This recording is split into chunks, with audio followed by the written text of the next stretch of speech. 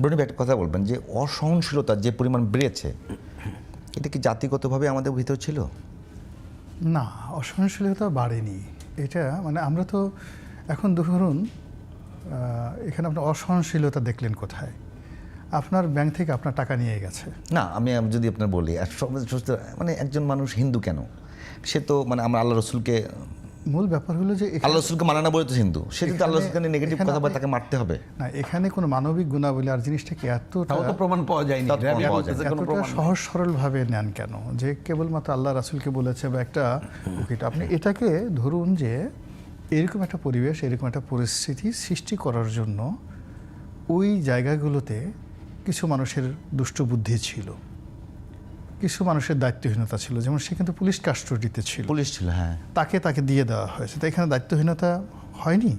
কিংবা ওখানে ওই যে যারা ছবি তুলেছে ফিরায়নি, বা ওখানে যারা বিশেষ সালিশ করেছে, যারা কথাবার্তা বলেছে। মূল ব্যাপার হলো কি, আমাদের সমাজের অনেকগুলো ভঙ্গুর বিষয়, অর্থনৈতিক সামাজিক বঞ্চনা, লাঞ্ছনা, মানুষের ক্ষোভ, কোনো একটা জায়গাতে গিয়ে কোনো একটা মানুষ ঝুঁকি নিয়ে। আগের দিনে 70-এর দশকে 80-র দশকে সমাজটা এতটা সুসংহত ছিল, আপনার এই টেলিভিশন চ্যানেলের এই গলি দিয়ে একটা বাইরের ছেলে এসে দুষ্টেমি করে এখানে যেতে পারতো না। মহল্লার সমস্ত ছেলে, বুড়ো, নারী, পুরুষ সবাই কিন্তু ঝাঁপিয়ে পড়তো। আমি এলাকার অনেক পুরনো বাসিন্দা, কিন্তু এখন কেউ আসবে না। এর কারণ হলো যে তারা এই কাজের জন্য কখনো কোনো পুরস্কার পায়নি, তিরস্কার পেয়েছে, আর এই কাজের জন্য সবাই সাফারার হয়েছে। আর রাষ্ট্র ইটসেলফ তারা কতগুলো মানুষের মৌলিক, যেমন ধরুন আজ মবকে ভয় পাচ্ছে কেন? এখন প্রথম আলো বা ডেইলি স্টারে যে ঘটনাটা ঘটেছে, এই কাজের জন্য তারাই দায়ী। কিন্তু তারা যত কিছু দায়ী হোক না কেন, কিন্তু বিনিময়ে আপনি কারো প্রাইভেট সম্পত্তিতে গিয়ে আক্রমণ করতে পারেন। দায়ীটা কীভাবে? না, ওইটা আমি বলছি, কিন্তু আপনি মূল ব্যাপার হলো যে যখনই একটা প্রকৃতির বিধান আছে, আপনার জীবনে যা কিছু ঘটবে সব আপনার দুই হাতের কামাই। আপনার জীবনে যত অপমান, অসম্মান, অমর্যাদা যা কিছু ঘটবে সে আপনার দুই হাতের কামাই। হয়তো গোপন কর্ম, হয়তো প্রকাশ্য কর্ম। এই পৃথিবীতে আপনি যদি আল্লাহকে বিশ্বাস করেন, রাসূলকে বিশ্বাস করেন, একজন মানুষের দুনিয়া এবং আখেরাতে ভালো মানুষের জীবনে মন্দ কিছুই ঘটতে পারে না, কখনো ঘটে না, নাম্বার ওয়ান। নাম্বার টু হলো, if you are in the right way, আপনি যদি সঠিক পথে থাকেন তাহলে আপনার গতকালের চাইতে আজকের দিনটা ভালো যাবে, আর আজকের দিনের চাইতে আগামী দিনটি ভালো যাবে। এটা হলো মানুষের একটা চিরাচরিত, আপনার বলা হয় একটা রোড ম্যাপ জীবনের। কিন্তু এখান থেকে যখনই আপনি দেখবেন যে প্রতিদিন একটার পর একটা সমস্যা আসতেছে, গতকালের চেয়ে আজকে কষ্ট যাচ্ছে, ধরে নেবেন যে আপনার আসলে রাইট ট্র্যাক নাই। এখন প্রথম আলোর ব্যাপারে যেটা হলো যে, এখন প্রথম আলোর এই যে প্রপার্টি বা ডেইলি স্টার, এটা একটা ব্যক্তিগত প্রপার্টি। এখন এই ব্যক্তিগত প্রপার্টিতে আক্রমণ হয়েছে, আমরা সবাই সিসি করছি। আচ্ছা, বেক্সিমকোতে কেন আক্রমণ হলো? গাজী গ্রুপের গাজী টায়ার কেন পড়লো? সেই আপনি বলেন তো। হাজার হাজার শিল্প কলকারখানা যখন আক্রমণ করা হলো, আমাদের তখন আমরা কেন কথা বলিনি? প্রথম আলো এমন কি হয়ে গেছে, ডেইলি স্টার এমন কি হয়ে গেছে যে তাদের অফিসে আক্রমণ হওয়ার পরে সারা পৃথিবীর তোলপাড় করছে। আর যে সকল প্রতিষ্ঠানে 1 লাখ লোক চাকরি করতো, 50,000 লোক চাকরি করতো, যাদের রিজিক বন্ধ হয়ে গেছে, সেই দিনে দুপুরে মানে কত লোক সহ জীবন্ত পুড়িয়ে মারা হয়েছে, আমরা তো কেউ একটু শব্দ করিনি। ফলে কি হলো, এই কাজগুলো সমাজকে বিবেকহীন করে তুলেছে, নিষ্ঠুর করে তুলেছে, নির্মম করে তুলেছে। আর সেই নির্মমতার প্রেক্ষিতে এই যে ডেইলি স্টারে যে ঘটনাগুলো আছে, এটা দেখবেন যে সার্টেন লিমিটের স্বার্থপর কিছু লোক মুখ খুলেছে, যারা কখনো খুলেনি। আর আপনারা মনে করেন যে অন্যান্য যারা ইন্ডাস্ট্রিগুলো পড়েছে, ওই মহল্লার, ওই গ্রামের আশেপাশের চেয়ারম্যান, মেম্বার, সাধারণ মানুষ, হাজার হাজার মানুষ কিন্তু এখনও কাঁদছে। তাদের সেই কান্না আল্লাহর আরশে আজিম পর্যন্ত চলে গেছে। আর যে সমস্ত মানুষ জীবনে কখনো অন্যের মানে দুঃখ দেখে কখনো কাঁদেনি, অন্যের অভাবে নিজের পকেট থেকে কোনোদিন 1 টাকা কিনে একটা চকলেট কিনে দেননি, এই সমস্ত অতি স্বার্থপর টাইপের যারা নিজেদেরকে খুব এলিট বুদ্ধিমান মনে করে, এইবার প্রথম আলো এবং ডেইলি স্টারের আঘাত পর তাদের আতে ঘা লাগছে। তখন তারা মনে করছে মাই গড, এরপর তো আমাদের পালা। ওই যদি মার খায় তাহলে আমার হতে অবস্থা কী হয়েছে? যাকে আমি বস মনে করি, যাকে আমি মনে করি আকাশে চন্দ্র সূর্যের মতো মানে উচ্চতায় আছে, যার স্পর্শে আমার জীবন ধন্য হয়ে যায়, যে মন্ত্রী বানায়, এমপি বানায়, রাজা বানায়, প্রজা বানায়, তারই এখন মানে অবস্থা বাড়িঘর পিটে ফুটে সব ভেঙে চুরমার করে দিয়েছে। এখন সে ছাদের উপরে গিয়ে প্রাণ ভয়ে সে একবার আল্লাহকে মানে স্মরণ করছে, আরেকবার পুলিশকে স্মরণ করছে, একবার মিলিটারিকে স্মরণ করছে। তো এই কারণে অন্যান্য যারা এই যে একটা বলয় গড়ে উঠছে তথাকথিত এলিট, সেই এলিটদের মধ্যে একটা আতঙ্ক শুরু হয়ে গেছে। They are talking, that's why the whole world is talking it seems. But আপনি বিশ্বাস করেন এই যে ঘটনাগুলো ঘটেছে, এই ঘটনাগুলো যে বাংলাদেশের 18 কোটি সাধারণ মানুষের মধ্যে এর প্রতিক্রিয়া কী, আপনি গিয়ে দেখেন যে অন্য 10টা ঘটনার মতো এটাও তারা ওইভাবেই নিয়েছে সাধারণভাবে। যে আপনি গাজী টায়ার পড়ে গেছে, ব্যাকসিমকো পড়ে গেছে, এখানে যে 1 লাখ লোক কাজ হারিয়েছে, শ্রমিক হারিয়েছে, ওটা যে ইফেক্ট তৈরি করেছে তার 100 ভাগের ইফেক্টও এইটা হয়নি।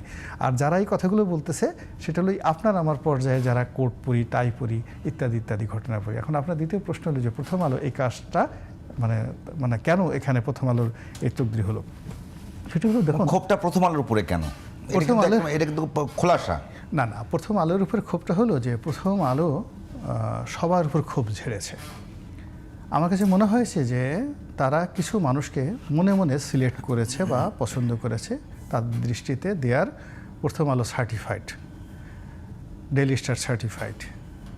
তো এরকম লোক ছাড়া বাংলাদেশের সব মানুষকে তারা খারাপ মনে করে। আপনি দুটো মানুষের কিন্তু খুব গুরুত্বপূর্ণ অপরাধ। আপনি যদি নিজেকে খুব ভালো মনে করেন এটাও খুব অপরাধ, আর নিজেকে যদি আপনি খুব খারাপ মনে করেন তাও কিন্তু অপরাধ। অন্যকে যদি আপনি খুব ভালো মনে করেন তাও নির্বুদ্ধিতা, আবার অন্যকে খারাপ মনে করেন এটাও কিন্তু একটা খারাপ জিনিস। সমাজে যে বন্ধনগুলো তৈরি করে রাজনীতিবিদরা, সেই রাজনীতিবিদদেরকে একেবারে প্রতিষ্ঠার পর থেকেই তারা হেয় করে আসছে। এবং যে যেই প্রফেশনে একটু ভালো হয়েছে, ধরুন ব্যবসা বাণিজ্য করে একটু ভালো হয়েছে, তার একটা পজিটিভ দিক নিয়ে কোনোদিন প্রথম আলো ডেইলি স্টার বের করেনি। কিন্তু সে কোথায় কি অন্যায় করেছে না করেছে একটা ছোট্ট ত্রুটিকে এমনভাবে তুলে ধরা হয়েছে যে ওই জীবনের অনেক হাজার হাজার ব্যবসায়ীর ব্যবসা প্রতিষ্ঠান বন্ধ হয়ে গেছে এদের কারণে।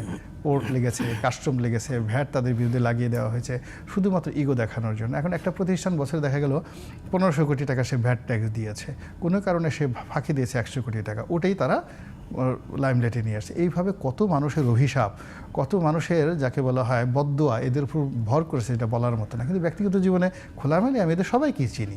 তারা আমাদের সমাজে কোনো সুপারম্যান নন, তাদের জীবনে এমন কোনো কিছু নেই, নাথিং, যেটা মানে তাদেরকে শ্রেষ্ঠত্বের দাবি করতে পারে। কিন্তু তারা এমন একটা বলয় তৈরি করে ফেলেছে, মানে অনেকটা যাকে বলা হয় যে তাদের নিকট একটা সুপার পাওয়ার আছে, অলৌকিক ক্ষমতা আছে, এবং তারা সব কিছু করতে পারে। তারা রাজা বানাতে পারে, প্রজা বানাতে পারে, পথের ভিখারিকে রাজা বানিয়ে দিতে পারে, রাজাকে নিতে পারে। তো এই জিনিসগুলো করে না অনেক মানুষের মধ্যে বিভেদ। একটা সময় দেখা গেল যে এই যে দেখেন দীর্ঘদিন ধরে জনাব মতিউর রহমান উনি কিন্তু বেশ কয়েকবার বায়তুল মুকাররমে এসে মাপ চেয়ে গেছে। তারা একবার কোরআনের বিরুদ্ধে কার্টুনে গেছে বা কথা বলেছে, একবার ধর্মের বিরুদ্ধে কথা বলেছে, একবার ইসলাম নিয়ে কথা বলেছে, বহুবার কিন্তু তাদেরকে মানে প্রকাশ্যে মাপ চাইতে হয়েছে। তাহলে এই যে এখানে যারা গেছে মানে দাড়ি পরে টুপি পরে, তাদের এই ক্ষোভটা হয়তো আরও 20 বছর আগের, হয়তো উস্তাদের কোনো উস্তাদ বলে গেছে যে এরকম ব্যাপার, তোমাদের ব্যাপারে এই জিনিসগুলো হয়ে গেছে। এরপর তারা যে কোনো কারণে হোক একটা ন্যারেটিভ তৈরি হয়ে গেছে যে তারা আমেরিকার মানে বাংলাদেশে রিপ্রেজেন্টেশন করে, তারা ভারতের রিপ্রেজেন্টেশন করে। তো এই দুটো ব্যাপারে কিন্তু মানুষের খুব অনেক বেশি অ্যালার্জি আছে, অনেক বেশি। হ্যাঁ, অনেক অ্যালার্জি বেশি। তারা পলিটিক্যাল যারা রাজনীতিবিদ, যারা শীর্ষ ব্যবসায়ী, যারা সমাজের মানে যাকে বলা হয় বহু মানুষকে ডমিনেট করে, এরকম প্রত্যেকটা জায়গাতে তারা কিন্তু অসম্মানজনকভাবে তাদেরকে আক্রমণ করেছে। যেমন ধরেন আপনি এখন ধরেন আমার নাম গোলাম মাওলা রনি। এখন গোলাম মাওলা রনি আই মোস্টলি মানে অ্যাক্রিডেটেড বাই নেম রনি। এখন তারা কী করবে, সিদ্ধান্ত নিচ্ছে না আমাকে রনির নামে তারা ডাকবে না, তারা আমাকে গোলাম মাওলা নামে ডাকবে।